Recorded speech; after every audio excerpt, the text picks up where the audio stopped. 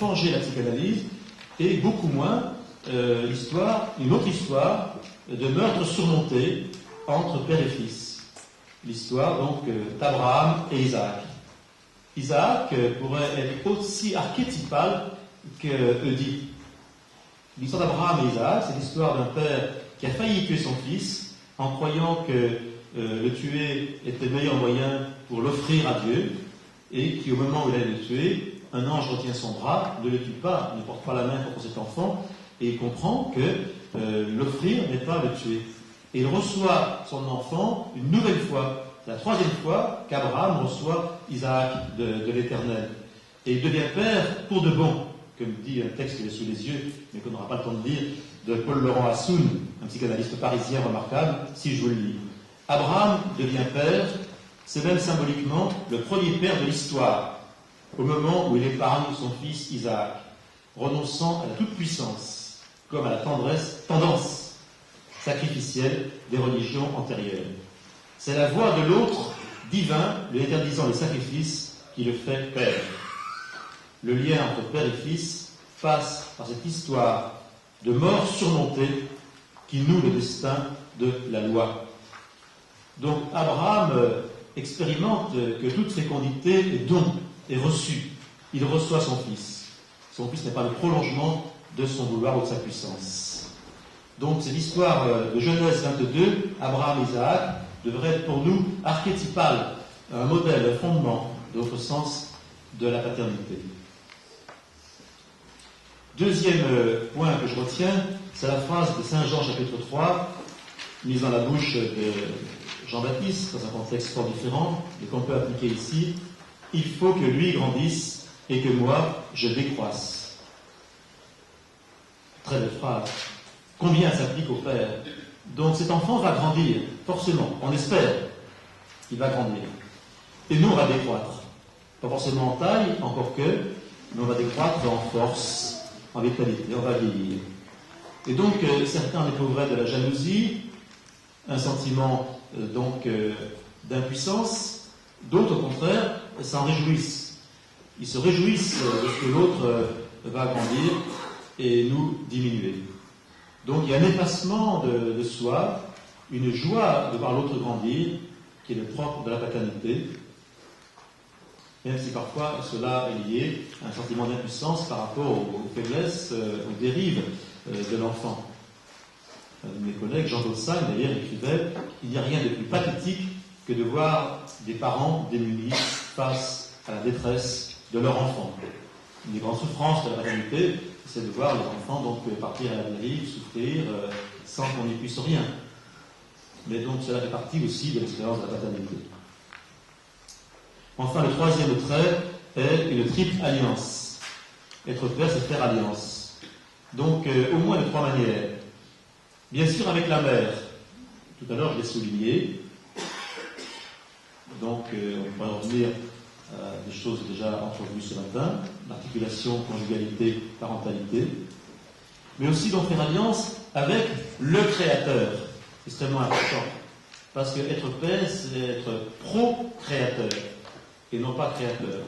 Pro-créateur signifie en avant du créateur, entre le créateur et l'enfant.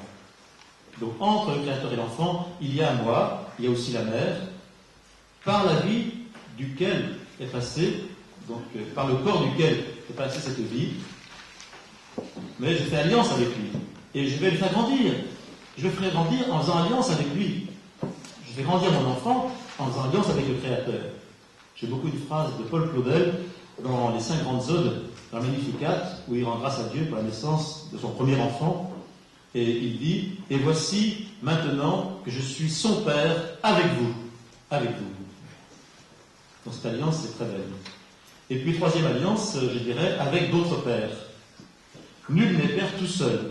Ça rejoint ce matin. Extrêmement important de comprendre que nul n'est père tout seul. Il paraît qu'il y a un proverbe africain qui dit il faut tout un village pour élever un enfant.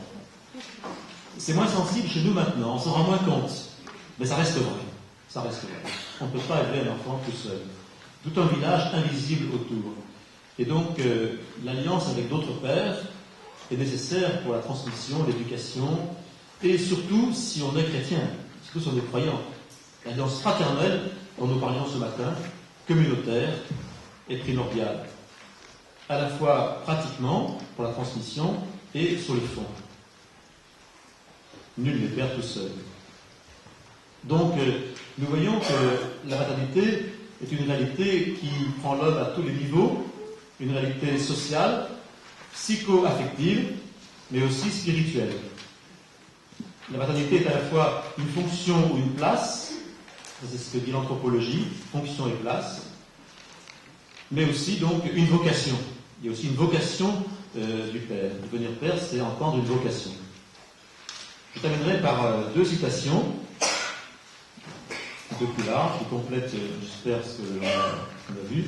Une citation d'Henri Carparel, vous savez, fondateur de l'Équipe Notre-Dame, qui a écrit un très beau texte sur la paternité. Et dans un de ses textes, il dit « On ne donne la vie qu'en donnant sa vie ». C'est très juste. Donc, donner la vie, c'est une vocation, ensuite, à donner sa vie. Donner sa vie pour ses enfants, de différentes manières, son énergie. Il y a des pères qui risquent leur vie, d'ailleurs, sur les routes, par exemple, ou autres, pour faire vivre leur famille. Ce matin, on évoquait le sens spirituel que prend le travail, quand il travaille pour la famille. Donc, de différentes manières, le père donne sa vie, après avoir donné la vie. Autre citation, c'est du père Paul Beauchamp, un jésuite bibliste, qui, commentant la Bible d'ailleurs, dit « Engendrer, c'est faire l'acte d'espérance le plus radical ». Quelqu'un qui engendre, et qui engendre volontairement, eh bien, a de l'espérance. Tant qu'on engendre, c'est qu'on a de l'espérance. D'ailleurs, il y a des romans d'Ilan Kundera, par exemple, qui montrent des personnages désespérés, qui sont tellement désespérés qu'ils ne veulent pas engendrer. Et ça arrive aujourd'hui, cela. Donc, tant que l'on veut engendrer, c'est que l'on espère. Et l'espérance, donc, c'est qu'il y a toujours des chemins ouverts, il y a un avenir. Et donc, la paternité est une aventure à haut risque, dit Jean Gossagne. Vous connaissez tous le texte de Charles Péguy. Certains s'étonnent que je n'ai pas encore cité, parce que j'ai beaucoup cité Charles Péguy, les pères de famille, ces aventuriers des temps modernes. Donc, évidemment, il y a des risques. À tout point de vue, il y a des risques. Mais donc, devenir père volontairement, le recevoir comme une vocation, c'est un pari sur l'avenir, qui est au fond un pari sur la vie elle-même. Je vous remercie.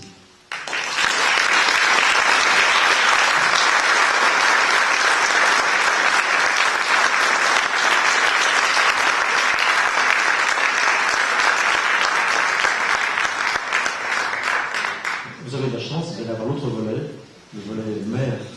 Je suis vraiment désolé à tout point de vue. Je voudrais vous dire que le père au foyer, ça arrive maintenant avec les salades, il perd rapidement l'humour aussi.